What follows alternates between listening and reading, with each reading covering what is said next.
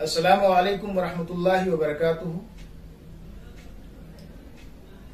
नाज़रीन गिरामी,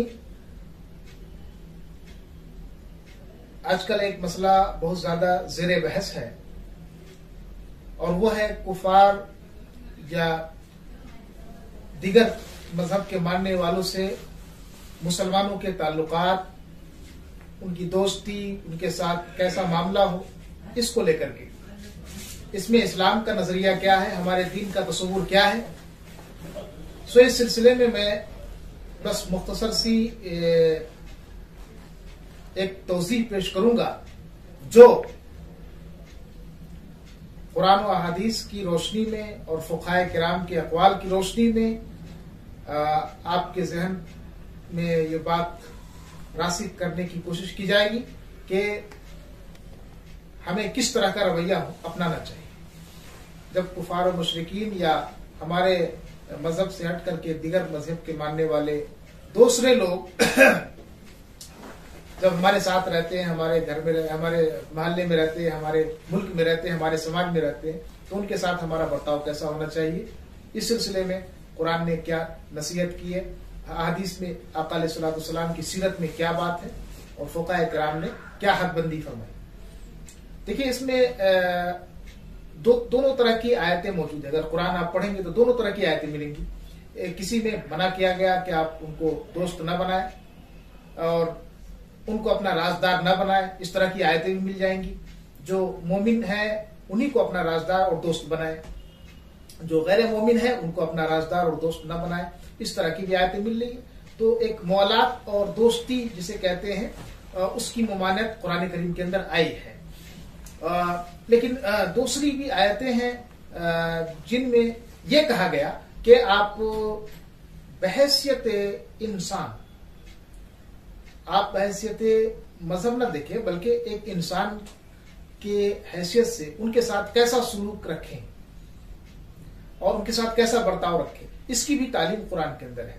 तो पहले हमें उन चीजों को समझना पड़ेगा कि कुरान की आयतों में जहां पर ममानियत आई है कि आप ताल्लुक या उनसे दोस्ती न करें, उसका मफहूम और रियल एक मिसदाक क्या है, हकीकी उसका माना क्या है, इसको आपको समझना पड़ेगा। उसका पस मंजर और उसका पेश मंजर है, सब लेकर के तब जाकर के आपको ये क्लियर होकर के समझ में आएगी कि किस तरह से हम उनके साथ बर्ताव रखें या न रखें। आप यूं ही कोई आयत सुना करके हुक्म जारी नहीं कर सकते कि बिल्कुल लिया आप किसी तरह का ताल्लुक न रखें, या वो नफरत के लायक है उससे नफरत करें, या वो किसी लायक नहीं है आप उसको न उनसे बात करें, न उनसे किसी किस्म का कोई ताल्लुक कायम करें। इस तरह का हुक्म नहीं चला सकते। खास तौर से इस सिचुएशन में जब हम एक ऐसी कंट्री में है, ऐसे मुल्क में जहां इस्लामी कंट्री नहीं है, इस्लामी हुकूमत नहीं है, हम नॉन मुस्लिम कंट्री में है और यहाँ पर जो हम हैं वो एक अकलियत के तौर पे माइनॉरिटीज में से आते हैं। तो इस तरह के हालात में, इस तरह की सिचुएशन में हमारा कुरान और हदीस की रोशनी में कैसा तस्वुर होना चाहिए और कैसा रवैया होना चाहिए, उसको समझना जरूरी है। नहीं तो ये सिर्फ कोई कुरान की आयत सुना करके, हदीस सुना करके अगर आपको गलत कॉन्सेप्ट देने की कोशिश करे तो उससे आप बचें। तो पहले आप देखें कि जिन आयतों में मना किया गया है कि आप उनसे ताल्लुक न रखें, तर्के मौला, तो उसका मफहूम क्या है। जैसे एक आयत है कि या अय्युहल्लज़ीना आमनू ला तत्तखिज़ू अदुव्वी व अदुव्वकुम औलिया, ऐ ईमान वालों मेरे दुश्मन और अपने दुश्मन को दोस्त न बनो। तुल्क़ौना इलैहिम बिल-मवद्दा, ऐसे दोस्त न बनाओ तुम उनको मोहब्बत का पैगाम भेजवाओ। दूसरी आयत में या अय्युहल्लज़ीना आमनू ला तत्तखिज़ू बितानतम मिन दूनिकुम, ऐ मोमिनो अपने अलावा यानी मोमिन के अलावा किसी को अपना राजदार न बनाओ। बिताना का लफ्ज़ है। इन सब आयतों के अंदर जो हिदायत और अहकाम हमें मिलते हैं, उनका खुलासा यही है कि कुफार और मुशरिकीन से दोस्ती व कुर्बत मना है, दोस्ती और कुर्बत मना है, क्योंकि वो हकीकत में कुर्बत के लायक नहीं, बल्कि वो अल्लाह और अहले ईमान के दुश्मन में कहे जाते हैं। इसलिए न उनको अपने पोशीदा मामलात में राजदार बनाए और न ही उस तमन्ना में रहे कि उनको दोस्ती मोहब्बत का पैगाम भेजा जाए। बज़ाहिर इन आयत करीमा से बाज लोग इस गलत फहमी का शिकार हो जाते हैं कि कुफार और मुशरिकीन से भी किसी तरह का हुस्न सुलूक या रवादारी दुरुस्त नहीं, जो आपके मजहब का नहीं उनसे किसी तरह की रवादारी आप नहीं कर सकते। ये गलत फहमी है, वो हमारे किसी भी ताल्लुक के लायक नहीं। हालांकि ये मुराद नहीं, क्योंकि इस्लाम में जो नॉन मुस्लिम्स हैं उनके साथ या किसी भी इंसान के साथ बदखुल्की की गुंजाइश नहीं, बदअखलाकी का रवैया अपनाने का कहीं भी आप दिखा दीजिए कोई तालीम है हमारे इस्लाम के अंदर। हमारे आका अलैहिस्सलाम की सीरत उठाइए, मक्की जिंदगी हो या मदनी जिंदगी, कबले हिजरत हो या बादे हिजरत हो, जंग की हालत में हो या अमन की हालत में, किसी भी सिचुएशन में हमारे आका अलैहिस्सलाम की सीरत है कि आपने बदअखलाकी की तालीम दी हो, बदअखलाकी की कि किसी पर जुल्म किया जाए, किसी पर सजा। या तो हालत जंग में जब वो हमसे आमादे जंग है, बरसरे मैदान में हमसे वो तलवार हम पर लहरा रहे हैं, उस हालत में भी आका अलैहिस्सलाम ने चंद हिदायत दी है। उनमें से वो हिदायत हैं कि उनके बच्चों को, उनके कमजोर को, उनके बीमार को, या जो तुमसे नहीं लड़ रहे हैं उन पर तुम वार न करो, नहीं मार सकते, मना हराम है, कोई हक नहीं आपको तलवार चलाने। तो रह गई बात हुस्न सुलूक की, तो ये तो हमारे इस्लाम की पहचान और इस्लामी माशरत की बुनियाद, जिसकी मुआनत कहीं भी किसी हाल में नहीं आई। किसी भी इंसान के साथ बदसलूकी करना, उसे तकलीफ पहुंचाना इस्लाम की तालीमात के मुनाफी और उसके मुखालिफ है। किस तरह का ताल्लुक मना है, इसको समझने के लिए जरूरी है कि हम लोगों के आपसी ताल्लुकात और मामलात जो होते हैं उसको समझें। देखिए, दो तरह का ताल्लुक होता है। एक ताल्लुक कल्बी दोस्ती, कल्बी लगाव, कल्बी मोहब्बत, कल्बी मुवद्दत, एक ताल्लुक ये है, यानी उसे दिल में जगह देना या उसके साथ ऐसा कल्बी और दिली रिश्ता कायम कर लेना कि उसकी खुशी से आपकी को खुशी हो और उसके गम से आपको गम हो। इस तरह का ताल्लुक कुरान की आयत जिसमें कहा गया कि दोस्त न बनाओ, इस तरह का ताल्लुक मना किया गया। जाहिर है कि जब उससे दोस्ती करोगे, तुम्हारा कल्बी लगाव होगा, तो वो तो आपके मजहब में नहीं है। तो जो उस अपने मजहब के मुताबिक शिरकिया अमाल करे, कुफरिया अमाल करे, उस पर मुमकिन है कि तुम भी उसमें शामिल हो जाओ और तुम उसको पसंद करने लगे। किसी भी शिरकिया अमल पर राजी होना भी शिरक है, कुफरिया अमल पर राजी होना भी कुफर है। कोई कुफरिया अमल कर रहा है और आप कर रहे हैं, ठीक है, बहुत अच्छा कर रहा है, कोई गलत नहीं, उस पर रजामंदी भी कुफर है। ये हमारे उलमा ने और जो हमारी शरीयत ने एक रास्ता दिया है, तो इसलिए इस ताल्लुक को मना किया गया। आप बहैसियती इंसान उससे ताल्लुक रखें, एक समाज में रहते रखें, इस किस्म का ताल्लुक कतई तौर पर जायज नहीं। ऐसा ताल्लुक सिर्फ आप अहले ईमान से रखें, राजदार न बनाए। इसमें बड़ी हिकमत है, इसमें बड़ी हिकमत है कि अपने सीक्रेट चीजों को, बातों को और घर की फैमिली मैटर्स को या और किसी भी कमी कमजोरी को आप उनको न बताएं, क्योंकि वो मुकम्मल एतमाद और भरोसे के लायक नहीं समझे जाते हैं जब तक कि वो हम मजहब न हो। दूसरा ताल्लुक जो होता है वो हमदर्दी और खैर खाही वाला, उसके लिए हम अच्छा सोचते हैं। ये जिसको हमारे आका अलैहिस्सलाम ने फरमाया कि अद्दीनु नुस्हा या नसीहा, कि दीन सरापा खैर खाही का नाम, कि वो खैर खाही हर एक के हक में आप अच्छा सोचें, उनकी भलाई सोचें। ये ऐसा ताल्लुक उलमा के नजदीक हरबी काफिरों को छोड़कर सबके साथ जायज है, हमदर्दी का और खैर खाही का। समझ रहे? हरबी काफिर, और हरबी काफिर की तारीफ ये है जो आपके साथ हमेशा आमादे क़िताल और आमादे जंग, यानी जंग के लिए हमेशा आपको तैयार, या आप पर हमले करने की या आपके आपको खत्म करने की साजिशें रचता, वो हरबी काफिर। इस सिलसिले में देखिए कुरान की आयत कितनी प्यारी है, सुनिए। ला यनहाकुमुल्लाहु अनिल लज़ीना लम युक़ातिलुकुम फ़िद्दीन व लम युख़रिजुकुम मिन दियारिकुम अन तबर्रुहु व तुक़सितू इलैहि। यह आयत मदनी है, ये भी ज़हन में रहे, आयत मदनी है, मुम्तहना की आयत है। इसका मतलब यह है कि अल्लाह तुम्हें इस बात के लिए मना नहीं करता कि तुम उनसे यानी कुफार मुशरिकीन से एहसान और इंसाफ का सुलूक करो, जो दीन के मामले में तुमसे कोई जंग नहीं कर रहे, न तुमको घरों से निकाल कर बाहर कर रहे। एहसान और सुलूक करने को अल्लाह मना नहीं करता। देखिए कितनी प्यारी आयत।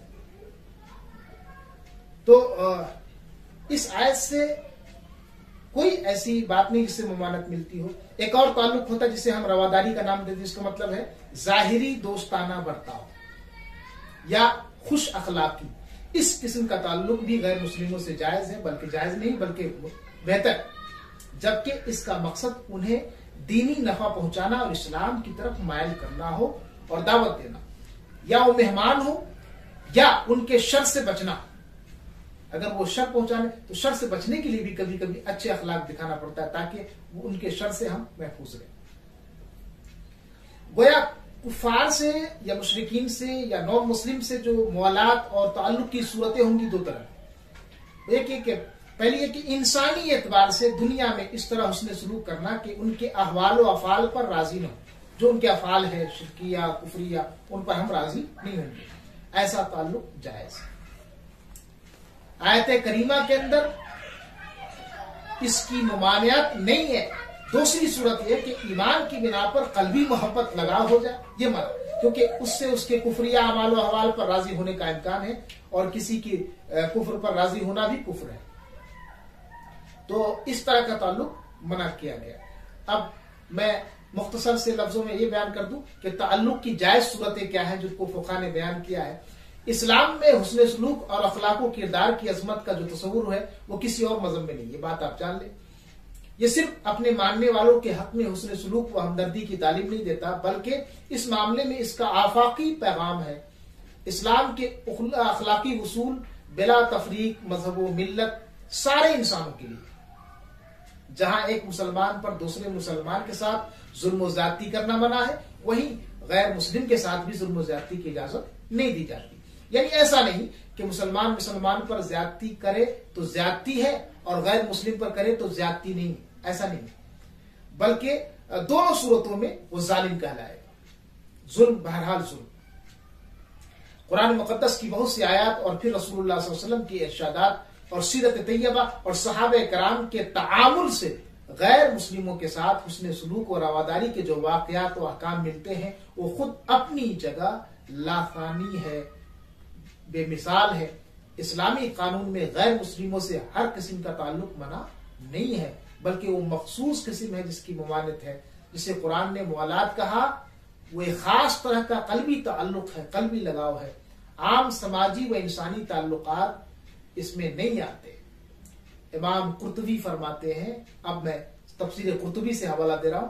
तफसीर कुर्तुबी के अंदर इमाम कुर्तुबी फरमाते हैं इस आयत की तफसीर में, अल एहसान वल हिबा मुस्तखनातुम मिनल विलाया, जो आयत मौलात इसमें कहा कि उनसे मौलात कायम ना करो, इसमें इमाम कुर्तुबी फरमाते हैं कि गैर मुस्लिमों के साथ एहसान यानी अच्छा सलूक करना, वल हिबा और उनको बवक्ते हाजत कुछ देना,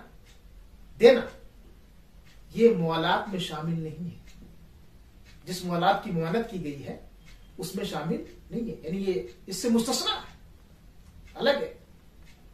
इमाम इब्ने हजर अस्कलानी फरमाते, बड़े इमाम हमारे, वो फरमाते हैं गैर मुस्लिमों के साथ सिले रहमी, हुस्न सलूक, ताउन, हमदर्दी करना मुआलात में दाखिल नहीं है। ये फतहुल बारी जो शरह बुखारी है उसकी जिल्द नंबर 5 पे आप पढ़ सकते हैं।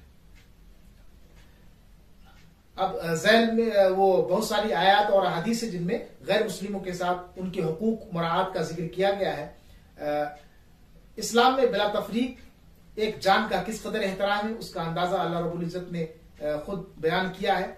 और वो आयत जो है मशहूर सूरह मायदा की कि मन क़तल नफ्सन बिगैर नफ्सिन व फसादिन फिल अर्द फकअन्नमा क़तल अन्नास जमीआ व मन अहयाहा फकअन्नमा अहया अन्नास जमीआ, जिसने एक जान को बगैर किसी जुर्म के कत्ल किया या जमीन में फसाद फैलाया तो गोया उसने पूरी इंसानियत का कत्ल किया जैसा, और जिसने एक जान को जिंदा किया उसने पूरी इंसानियत को जिंदा किया। ये कितना वाज़ेह और क्लियर कॉन्सेप्ट हमारे कुरान में दिया है। और आका अलैहिस्सलाम की हदीस देखिए, ये बुखारी शरीफ की हदीस है, फरमाते मन क़तल नफ्सन मुआहिदन लम यरह रायहतल जन्नह व इन्ना रीहा लयूजदु मिन मसीरत 40 आमा। आका अलैहिस्सलाम फरमाते हैं जिसने किसी मुआहिदे वाले गैर मुस्लिम को, जो जिम्मा में है या मुआहिदे में है, उसको कत्ल किया किसी ने गैर मुस्लिम को, तो वो जन्नत की बू नहीं पाएगा। या मुस्लिम के कत्ल की बात नहीं हो रही, वो जन्नत की बू नहीं पाएगा। हालांकि जन्नत की खुशबू 40 साल की दूरी से, उसकी मसाफत ही से महसूस कर ली जाती है। और अबू दाऊद की एक हदीस में आका अलैहिस्सलाम फरमाते हैं कि खबरदार जिसने किसी गैर मुस्लिम मुआहिद पर जुल्म किया या उसका हक मारा या उस पर उसकी ताकत से बढ़कर के बोझ डाला या उसकी रजामंदी के बगैर उससे कोई चीज छीन ली, तो कयामत के दिन मैं उस गैर मुस्लिम की तरफ से हुज्जत करूंगा। बड़ी वईद है, बड़ी वईद है। तो मेरे दोस्तों, इस्लाम एक दीन अमन है, ये अमन का दीन है, शांति और समाज में सुकून, समाज में मोहब्बत फैलाने और नफरत मिटाने वाला मजहब है, जिसमें हर किसी के लिए तहफ़्फ़ुज़ व अमन का कानून मौजूद है। इसमें मजहबी तफरीक की बिना पर ना आप किसी पर जुल्म कर सकते हैं, न ज्यादती कर सकते हैं, न कोई नुकसान पहुंचा सकते हैं। इस सिलसिले में रसूलुल्लाह सल्लल्लाहु अलैहि वसल्लम और उनकी सीरत और हमारे खुलफाए राशिदीन, सहाबे किराम, अहले बैत अतहार और जो अइम्मे किराम हैं, उनके वाकयात, गैर मुस्लिमों से हुस्न सलूक के बारे में और उनसे हमदर्दी के बारे में जो मौजूद है, वो हमारी तारीख का एक बेमिसाल नमूना है। इस्लाम में तशद्दुद, असबियत, जारहियत, फितना व फसाद, कत्ल व गारतगरी, बिल्कुल इसकी इजाजत नहीं है। इस्लाम अपने मानने वालों को यही मिजाज देता है कि खुद भी चैन व सुकून से रहो और दूसरों के लिए भी अमन व सुकून बनो। शमा की तरह जिए बज़्म गहे आलम में, खुद जले दीदे अगयार को भी ना करो।